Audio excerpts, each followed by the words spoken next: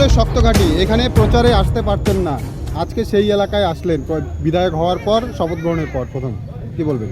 দেখুন, জনতা জনার্দনকে আমি করজোরে স্যালুট করছি যে তারা ভোট দিয়ে যেখানে আমি প্রচার করতে আসতে পারিনি, তাদের পাশে দাঁড়াতে পারিনি, তৃণমূলের গুন্ডা দ্বারা সর্বক্ষণেই এই এলাকার লোক আক্রান্ত হতো, বিজেপির এমএলএ আসলে তাদের দেখা করতে দিত না, সেই অবস্থায় মানুষ ভোট দিয়ে বিপুল ভোটে আমাকে যেমন জয়লাভ করিয়েছে, আমি তাদের কাছে করজোরে প্রার্থনা করছি যে এবার বাংলায় বা রামপুর, এখানে রামপুর বলা হয় কিন্তু রামপুর সবসময় অশান্ত থাকে, এখন রামপুরের মানুষ শান্তিতে আছে এবং আমিও তাদের করজোরে প্রার্থনা করছি, প্রণাম করছি যে তারা এখন ভালো থাকবেন।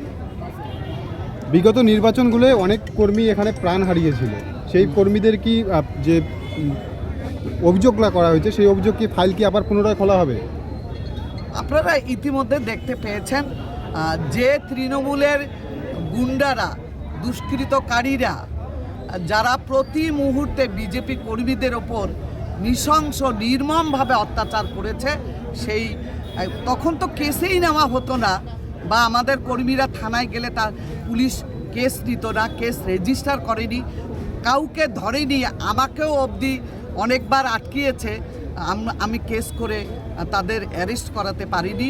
কিন্তু এবার আমরা সেই ফাইলগুলো যেমন খুলব, যারা কেস করেছে, যারা করেনি নতুন করে আবার কেস হবে, এবং যেই কেসগুলো হয়েছে ওগুলো রিওপেন করে তাদের যা শাস্তি হওয়ার বা গ্রেপ্তার করার করবে। তারা কিন্তু এখন আউট অফ স্টেশন, মানে সবাই এধার ওধার আছে, কিন্তু কতদিন থাকবে?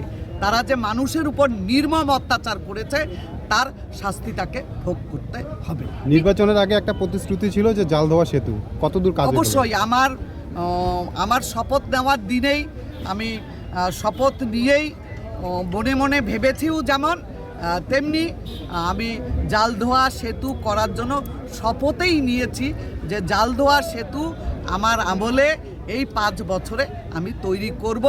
ইতিমধ্যে জালধোয়া সেতু নিয়ে কলকাতা অবধি আলোচনা হয়েছে, তুফানগঞ্জে যে পরিকল্পনা তৈরি করতে হয় অলরেডি শুরু হয়েছে।